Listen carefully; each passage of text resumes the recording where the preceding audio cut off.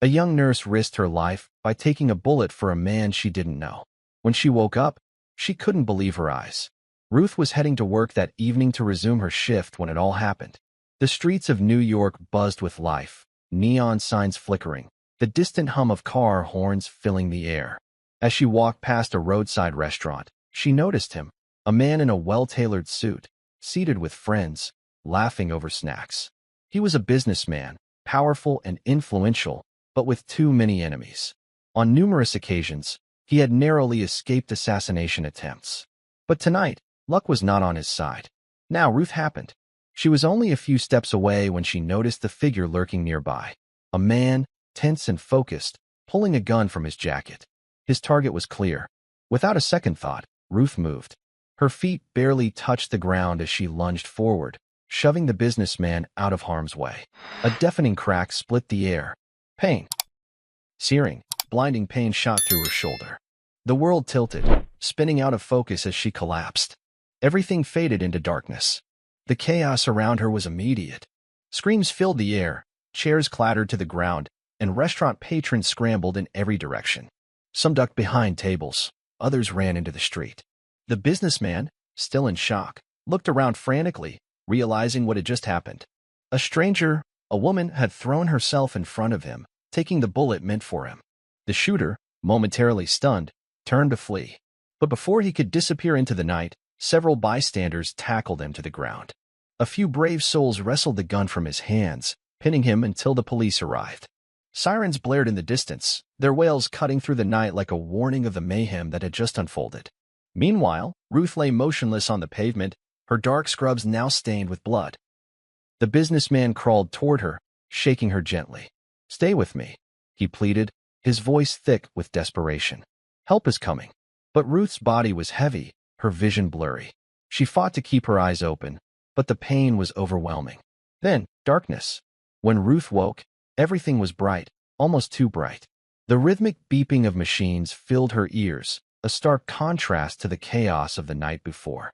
The sterile scent of antiseptic invaded her senses, grounding her back to reality. She was in a hospital. Her body ached, especially her shoulder, which was now heavily bandaged. As she blinked against the harsh light, her gaze landed on a figure sitting beside her bed. The businessman. But he wasn't the confident, laughing man she had seen at the restaurant.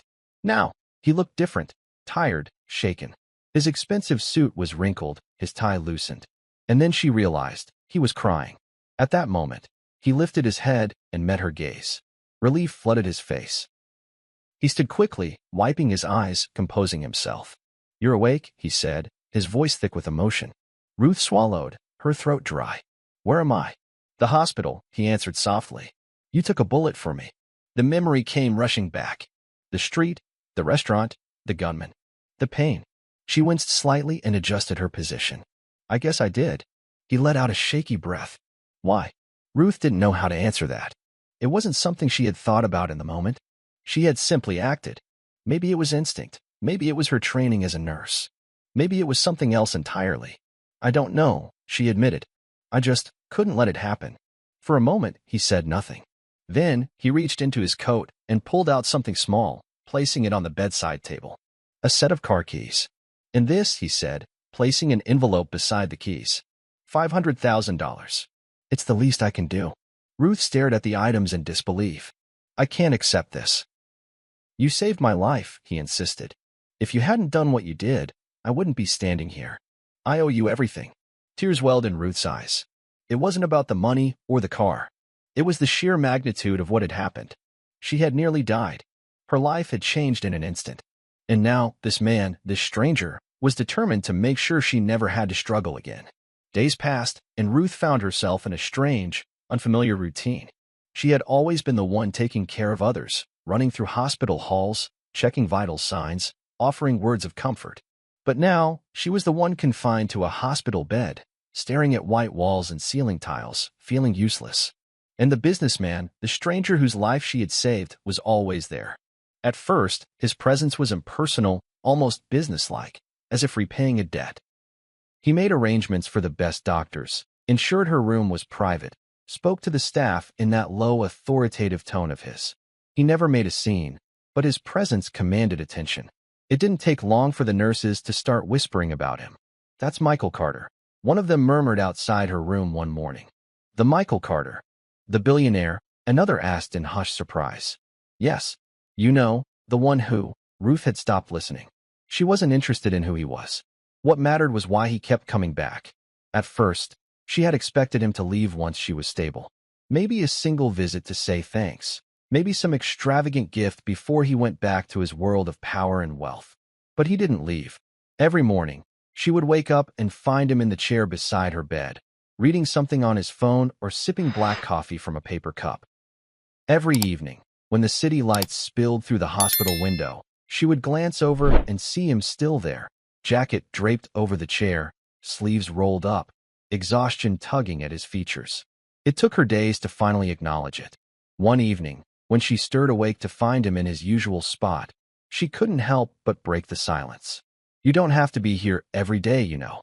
Michael looked up, his tired blue eyes meeting hers. There was a flicker of something, guilt, maybe. "I want to be," he admitted. She studied him for a moment, as if trying to decipher his motives. "Why?" A pause. Then, in a voice barely above a whisper, he said, "Because I owe you more than just money or gifts." He exhaled, rubbing a hand over his face. "I should have been the one in this hospital bed, not you." Ruth frowned. "That's not how life works." His jaw tightened. "It should be." She could hear the weight behind his words, something deeper than guilt. She recognized that kind of burden, the kind that sat on your chest, heavy and suffocating. "What's your name?" she asked, breaking the tension. He blinked, as if surprised she didn't already know. "Michael." She nodded. "Well, Michael, you can stop feeling guilty. I made a choice that night, and I'd do it again." He looked at her, something unreadable in his expression. "You shouldn't have had to." A silence stretched between them, one that wasn't uncomfortable but held something unspoken. Then, for the first time since that night, they talked. It started small. She asked about his work. He inquired about her recovery. But soon, the walls crumbled, piece by piece. Michael wasn't just a businessman. He was the CEO of a high-profile investment firm, the kind of man who made deals that changed industries. With power, however, came enemies. Ruth learned that the attempt on his life hadn't been random. He had made powerful enemies, people who played dangerous games. That night outside the restaurant hadn't been an isolated event. It was the moment his luck had run out. In return, she told him about her life. About growing up in Brooklyn, raised by a single mother who worked 2 jobs. About how she had always dreamed of becoming a nurse, but had to fight for every step, working long shifts just to afford school. Michael listened, truly listened, as if every word she spoke was something rare and valuable. "You're incredible," he murmured one night after she told him about her mother's sacrifices. Ruth laughed softly. "I don't know about that." "No, really," he insisted. "You've been through so much. And yet, you risked your life for someone you didn't even know." He shook his head. "That's not something most people would do." She looked down at her hands. "I just did what felt right." For a long moment, he said nothing. Then, with a soft sigh, he leaned back. "You make me rethink a lot of things, Ruth." Ruth had spent the past week in a sterile hospital room, confined to crisp white sheets and the rhythmic beeping of heart monitors. The days had blurred together, doctors checking in, nurses adjusting her for, Michael always sitting by her bedside. The pain in her shoulder had dulled, replaced by an ache she couldn't quite name, a feeling that something in her life had shifted irreversibly. Now, as she stood by the hospital's entrance, breathing in the fresh city air for the first time in days, the world felt different. She wasn't just Ruth, the night shift nurse anymore. She was Ruth, the woman who had thrown herself in front of a bullet for a man she didn't know. A hero, the newspapers had called her. It felt surreal. The sidewalk bustled with life, cars honking, people rushing past with their own worries, their own stories. The world hadn't paused for her. And yet, hers had changed forever.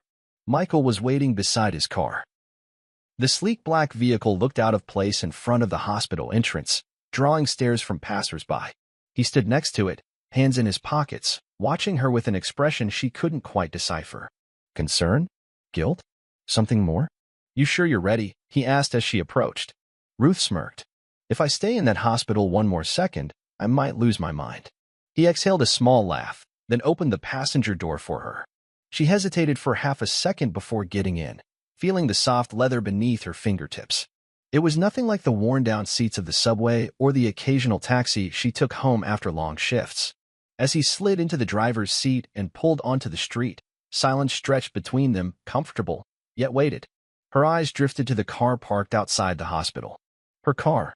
The one Michael had gifted her, along with a check that still sat in her bag. $500,000.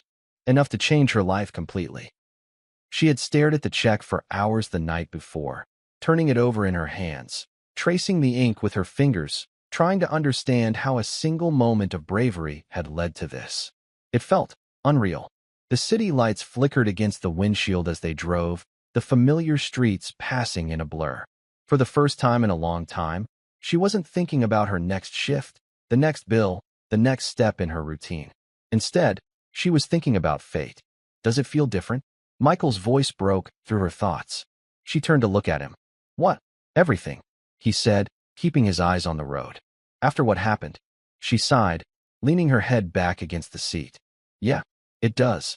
She had always been the one tending to others. Now, strangers called her a hero, reporters wanted interviews, and her life had taken a turn she never expected. Michael nodded as if he understood.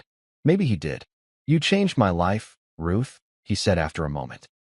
His grip on the steering wheel tightened. Not just because you saved it, but because I've never met anyone like you. She swallowed. There was a sincerity in his voice that made her chest tighten. I wasn't looking to change anything, she murmured. Sometimes, fate doesn't give us a choice. The word, fate, lingered in the air between them. She thought about that night, about how she had simply been walking to work, about how her life had been so ordinary just seconds before she saw the gun. Would things have turned out the same if she had left home 5 minutes later? If she had taken a different route? Or was she meant to be there? She shook the thoughts away. Where are we going? She asked, realizing she hadn't given him her address. Michael smirked. I figured we'd grab some food first. You've been eating hospital meals for a week. That's practically torture. Ruth raised a brow. Michael, are you asking me on a date? His smirk faltered slightly, replaced by something more serious. No, I'm making sure you don't go home alone and spend the night overthinking everything. She opened her mouth to argue, then closed it. Because he was right. As much as she wanted to pretend everything was normal, it wasn't. So she let him take her to a quiet restaurant on the Upper East Side. It wasn't fancy, at least, not compared to what she imagined he was used to. It was cozy, tucked between towering buildings, the kind of place that smelled like freshly baked bread and home. As they sat in a booth near the window, Ruth took a deep breath. She had spent the past week surrounded by doctors, forced to sit still, to rest, to think. Now, she wanted to feel normal again. You know, she said, picking at the napkin in her lap. This isn't what I expected when I clocked in for my shift last week. Michael huffed a laugh. Trust me, it wasn't what I expected either. Their eyes met, and something unspoken passed between them. They were two people whose lives had collided in the most unexpected way. And now, neither of them could go back to who they were before. Ruth stood by her apartment window, gazing at the New York skyline as the city pulsed with life beneath her. The soft hum of distant traffic, the glow of neon signs, the rhythmic footsteps of people chasing their own stories. It all felt both familiar and foreign. It had been months since that night, since the gunshot, since she had thrown herself in front of a stranger, altering the course of her life forever. She traced her fingers absent-mindedly over the thin scar on her shoulder, a permanent reminder of the moment that had rewritten her fate. The pain had faded, but the weight of everything that came after still lingered in her heart. She was no longer just Ruth, the night shift nurse struggling to make ends meet. She was Ruth, the woman whose courage had made headlines, the woman whose act of selflessness had led to unexpected friendships, new opportunities, and a life she had never dared to dream of. And at the center of it all was Michael. He wasn't just the businessman she had saved anymore. He was a constant presence, a steady force that had refused to fade into the background of her life. At first, she had expected their connection to be temporary, born out of gratitude and circumstance. But as the days turned into weeks, and the weeks into months, he never left. He called. He visited. He listened. Somewhere along the way, he had become more than just a reminder of what happened that night. He had become important. A sharp knock at the door pulled her from her thoughts. She already knew who it was before she even turned the handle. Michael stood there, dressed casually for once. No tailored suit, no polished shoes, just a dark sweater and jeans that made him seem ordinary. Except Michael was anything but ordinary. "Hey," he said, offering her a small smile. "Hey yourself," she replied, stepping aside to let him in. He carried a bag from her favorite coffee shop, placing it on the counter as he leaned against the kitchen island like he had done 100 times before. "You were thinking again," he observed. Ruth rolled her eyes. "I think all the time, Michael. You know what I mean." She sighed, crossing her arms. "I was just remembering." He nodded, his gaze flickering to the scar on her shoulder before meeting her eyes. "It feels like a lifetime ago, doesn't it?" "Yeah," she exhaled. "It really does." They stood there in silence for a moment, the weight of everything unspoken settling between them. Then Michael spoke, his voice quieter this time. "If you could go back, would you do it all over again?" Ruth didn't hesitate. "Yes." His expression shifted, something unreadable passing through his eyes before he nodded. "You never had to do it, you know," he said, his voice laced with something close to guilt. "But I did do it. And I'd do it again," she said, stepping closer. "Because it wasn't just about saving your life, Michael. It was about doing the right thing. It was about who I am." He exhaled, running a hand through his hair. "And now? Who are you now, Ruth?" She considered that for a moment. She had changed in ways she hadn't even realized at first. The woman she had been before, overworked, exhausted, constantly worrying about bills, felt like a ghost of a past life. Michael's generosity had given her financial security. The check had cleared her debts, allowed her to breathe without the suffocating weight of loans and overdue notices. But more than that, she had been given something far greater. For the first time in years, she wasn't simply surviving. She was living. She had taken a break from work, something she never imagined she would do. She had traveled, seen places beyond the walls of the hospital and the crowded streets of Brooklyn. She had met people who saw her as more than just a nurse. And she had Michael. Not because she had saved his life, but because somewhere along the way, he had become part of hers. "I think," she finally answered, "that I'm still figuring it out. But I'm not afraid of what comes next." Michael watched her carefully, as if weighing every word. Then he smiled, genuine, warm, proud. "Good," he said. "Because you deserve everything that's coming." She tilted her head. "And what exactly is coming, Michael?" He smirked. "Whatever you want." For the first time in a long time, she believed it. She wasn't just the woman who had risked her life that night. She was someone who had taken control of her own story. And whatever the future held, she was ready. If you enjoyed this story of courage, fate, and unexpected connections, don't forget to like and subscribe for more engaging narratives. What are your thoughts on Ruth's journey? Do you think she made the right choice that night? How do you feel about how everything turned out between her and Michael? Rate the story on a scale of 1 to 10 and let us know in the comments. Also, tell us where you're watching from. We'd love to know.